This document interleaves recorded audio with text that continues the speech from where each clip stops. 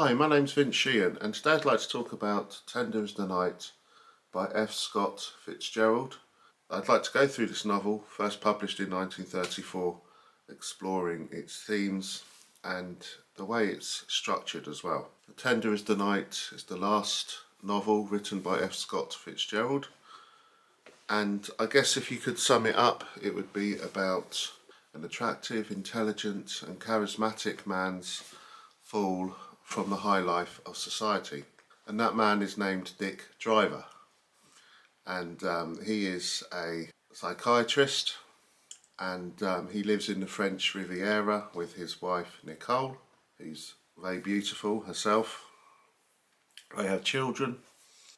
And the novel really charts his decline over three parts.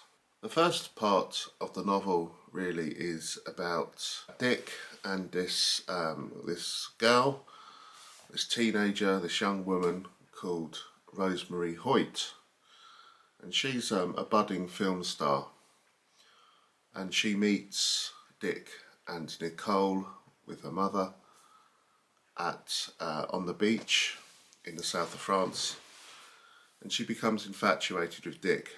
And there's various parties, etc., which Rosemary and her mum are invited to at the driver's place. And Rosemary seems to have a fascination with Nicole as well, Dick's wife. They just seem to be on a pedestal above everybody else. They're so wonderful, they're so charming, they're so sophisticated, they're so rich. Nicole, Dick's wife, is from a very rich family, and Dick is obviously benefiting from this. Now there are some cracks underneath this very respectable veneer. A duel takes place amongst these people who flock around the drivers. There's this guy called Tommy Barban who is in love with Nicole, Dick's wife, and one of the visitors to the driver's residence in the south of France, Mrs. McKisco, sees something very odd, which is not revealed immediately in the novel. It turns out that what Mrs. McKisco has seen is Nicole having a breakdown in the bathroom. It turns out that Nicole is actually extremely unwell mentally. She suffers with very poor mental health, possibly with schizophrenia, and Dick, as well as being her husband, is also her psychiatrist and carer. Part 2 of this novel explores how Dick and Nicole got together in the first place. Dick was this ambitious and extremely talented psychiatrist training in Switzerland, and he receives Nicole as a client from her family. Nicole has been abused sexually by her father, which is a very troubled young woman, but Dick can't help but fall in love with her, and they get together. But then the book shifts in time. We're back to the kind of present, if you like, and in the 1920s I think it is, and Dick he's feeling rather isolated and rather depressed about looking after Nicole through her various lapses in mental health.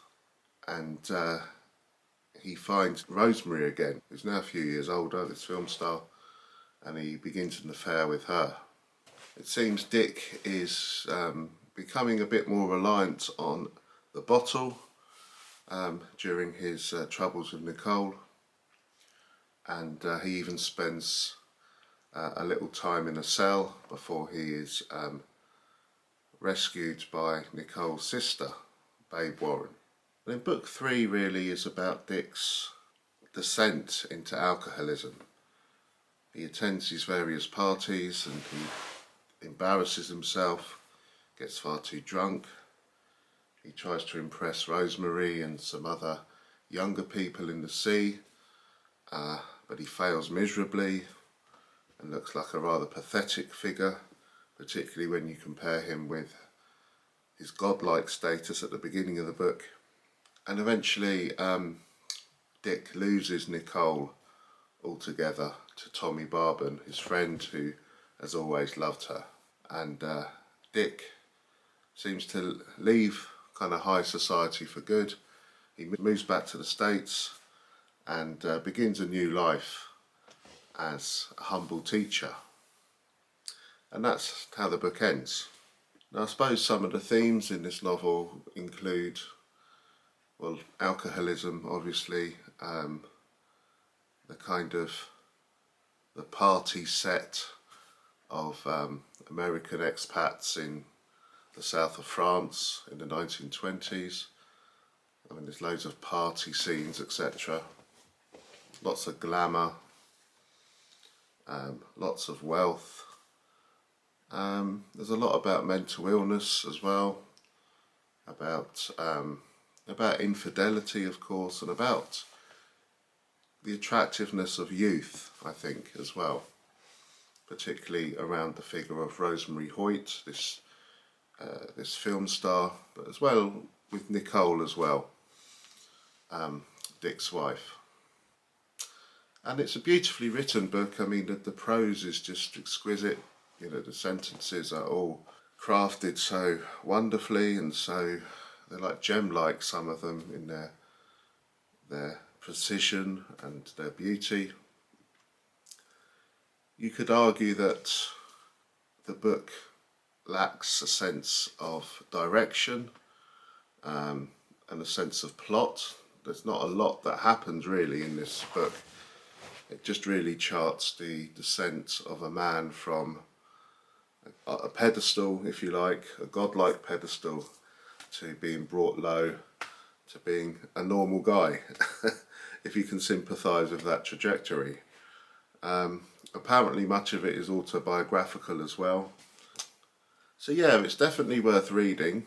I don't think it's as enjoyable as The Great Gatsby, for instance, but I guess it speaks a lot about human frailty and the self-destructive paths we can go down if we are not too careful.